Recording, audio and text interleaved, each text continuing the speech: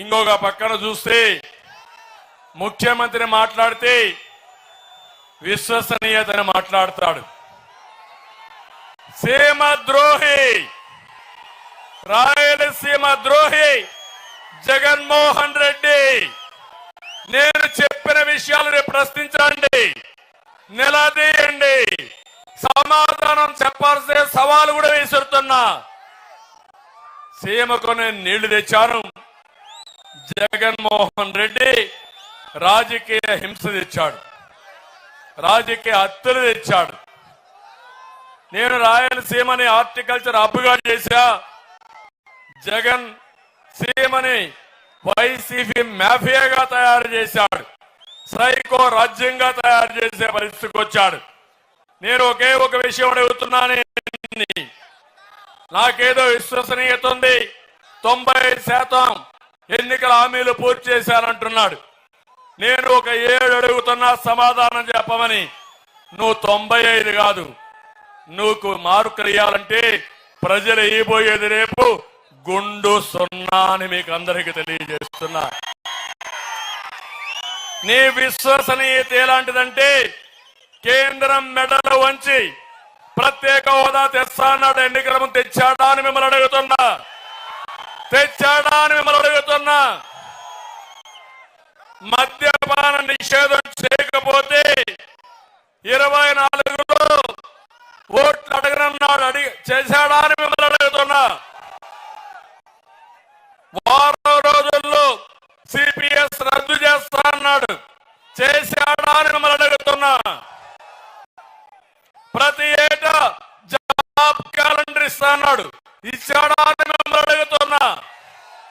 ఏ ఒక్కరికైనా ఒక ఉద్యోగం వచ్చిందా అని మిమ్మల్ని అడుగుతున్నా. ప్రతి ఒక్క సంవత్సరం మెగా డిఎస్సి అన్నాడు, ఇచ్చాడా అని మిమ్మల్ని అడుగుతున్నా. కరెంటు ఛార్జీలు పూర్తిగా తగ్గిస్తా అన్నాడు, చేశాడా తమ్ముళ్ళు అంటున్నా. తగ్గించాడా పెంచాడా? తగ్గించాడా పెంచాడా?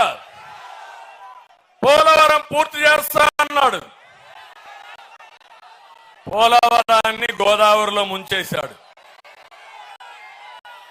మళ్ళీ హామీ ఇస్తున్నా, గోదావరి నీళ్లు రాయలసీమకు తీసుకొచ్చే బాధ్యత తెలుగుదేశం ఎన్డీఏ తీసుకుంటాం.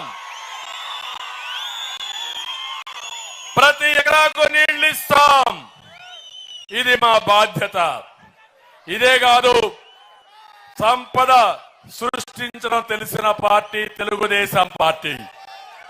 నీరొస్తే పరిశ్రమలు వస్తాయి, నీరిస్తే హార్టికల్చర్ పంటలు వస్తాయి, పంటలు పండితే రైతాంగానికి ఆదాయం వస్తుంది, ఆదాయం వస్తే నీ ఆస్తుల విలువ పెరుగుతుంది. అది సంపద సృష్టించే మార్గం. దీనివల్ల ప్రభుత్వానికి ఆదాయం పెరుగుతుంది, ఆ ఆదాయం మీకు సంక్షేమ కార్యక్రమాలు పెట్టడానికి వెసులుబాటు వస్తుంది.